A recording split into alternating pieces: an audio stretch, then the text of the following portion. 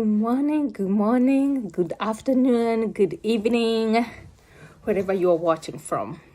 This is Nasu with Fight for Kidneys. And I'm so delighted to be here talking to you guys again on topics that are so passionate to me and to you watching me. Where do I start? First, let me say thank you to those people who have been following me, those people who have been watching my YouTube channel, those people who have connected and subscribed, and people who are just really criticizing me if they are. It's also good to have a criticism, because if you don't criticize me or if you don't give me criticism, I cannot be able to improve. And I'm not here to be I think I'm an expert on what I talk about.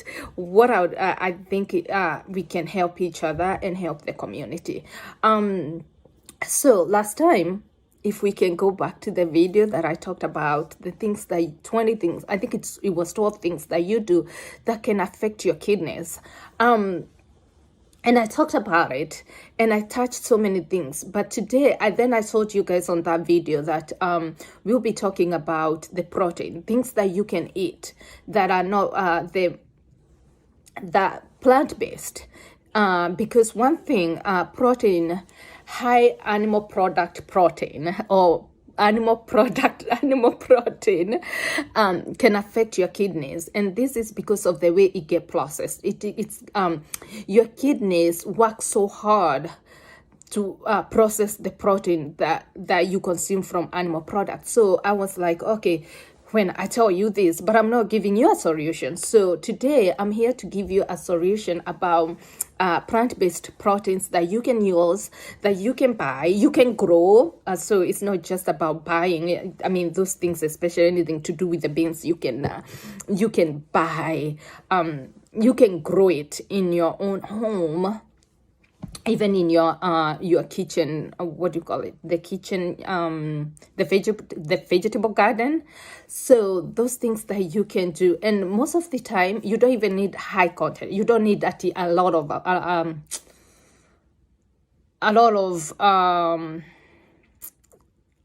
large quantity. That's the word I was looking for, or large amount of it. So if it's the beans, you just need a little bit of it. So today, I hope you can get something to drink, something to snack on, and make sure whatever you're snacking on is not alcohol. Has no sodium content. It has not too much potassium. And you're not smoking also, because I mean, you gotta snack healthy.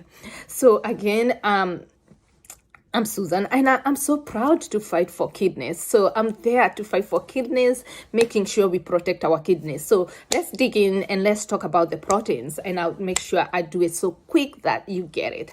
And I'm trying to make sure the things that I say that some people cannot afford. I'm trying to look for things that most people can afford. These things are readily available in most stores, even in the rural villages, even in the developing countries. So today, let's talk about lentils. Lentils, everybody knows about lentils. And lentils, everybody has lentils in their house, or you can go find them. They are very, very cheap. You should be able to find lentils. Chickpeas chickpeas. That's good source of protein. And these things, by the way, you can grind them and make them into a paste. So chickpeas are very have high content of high protein content, and they're good. The other thing is peanuts. You walk on the street, you see everybody on the street selling peanuts. Peanuts are readily available anywhere in the world. Actually, in the most developing countries, they have peanuts. So you see those peanuts, grab amount of it. That one will provide you some proteins. We also see almonds. almonds, these are nuts. You can find almonds anywhere. They might be expensive, but you can still be readily available. So these are not the things that you have to eat so much. You just take a certain amount of content on a daily basis, and that give you the proteins you need. Quinoa. And let me tell you guys, when I grew up in the village, and this is in the village in Kenya, and I know there was drought. And I don't know, but I thought the quinoa was available. It was readily available. But I was like, this food they are giving us, it's because we're poor. I never thought about it. And I hated quinoa because I was like, they're just giving us this food because we are poor. Poor in essence that there was drought. But little did I know, I came to the supermarket in the US and I looked how much quinoa. I mean, it's expensive, but at the same time, it's readily available in other developing countries. It's expensive in US because it's not readily available. It's not something that they are growing here. They are importing it. But I'm telling you, quinoa has high content of protein. Chia seed. Anywhere you go now, you see chia seed. I have gone to so many supermarkets in Kenya. So I'm not just talking to people who are in US. They are readily available. But also in Kenya, I've walked into so many supermarkets and I have seen chia seeds. And chia seeds, you don't even have to take that many of them. It's more content of it that gives you the protein. So if you're there and you're trying to, also tofu. I cannot talk too much about tofu. I don't know. I've never seen it in Kenya, so I can't talk much about it, of tofu. But tofu is there. It's also a good source of protein if you're trying to substitute from animal products. And the most animal product I'm trying to tell people to avoid is anything to do with red meat. Red meat it's hard to digest, hard to break down, and most people also have problem when they consume so much they consume red meat because it pulls so much water to get it broken down. Most people end up having issues with constipation. So always watch out. Even when you have a problem, look back to what you're eating, and you might be able to find out those are the things that are causing you to have the problem. The other thing is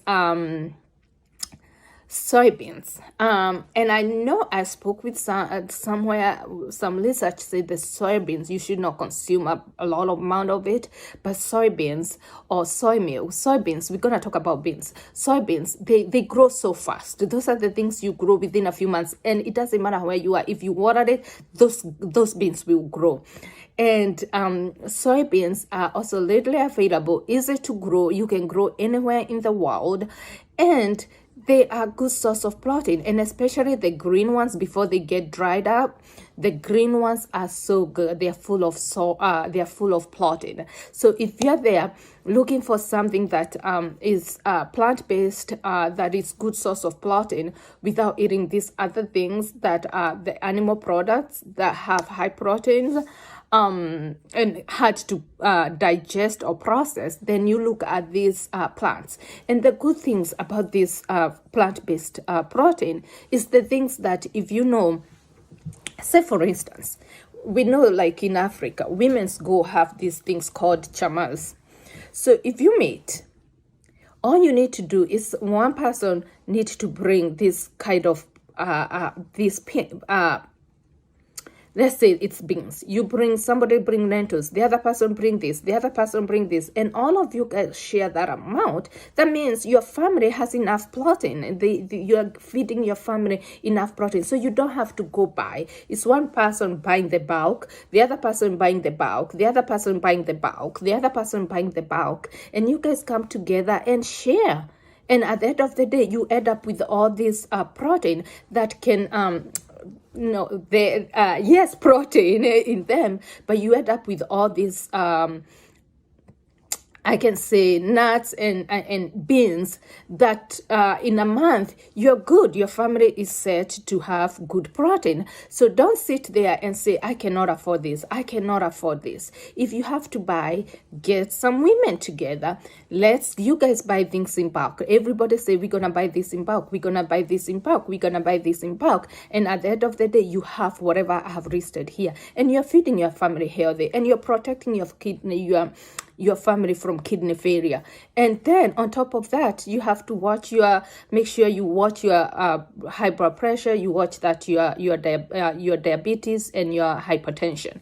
Protect those one. Make sure it's under control. Also exercise. This is just part of controlling you are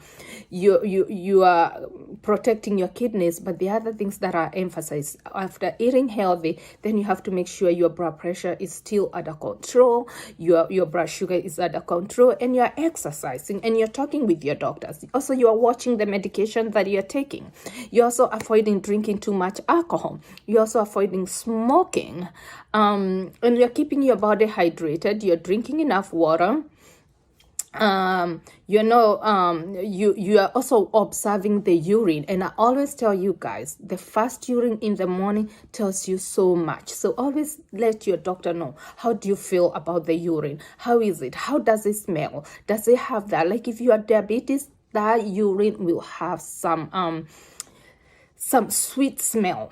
If something is going on with your kidney, when you pee, your pee will be bubbly. So you see like it's foaming. So if you see those things, make sure you're talking to your doctor. And until next time, keep connecting with me. Thank you for really watching and following me and encouraging me to do more videos, because I'm so proud that I can touch your lives. I'm here doing it out of passion, making sure we can change our lives so that we don't have a kidney failure or our kidneys that do not fail, and we are protecting our kidneys. So keep in touch. Make sure you do your own research and see where you can find these beans and where are they grown and where are they you can buy them in bulk. Until next time, I look forward to seeing you and talking to you, and stay healthy and let us protect our kidneys. And the month of March is the kidney awareness month, so I'll be very, very aggressive on that to make sure we are bringing awareness, because I'm here to let you guys know about kidney health and how to protect our kidneys. Again, this is Nasu with Fight for Kidneys. Till next time, bye.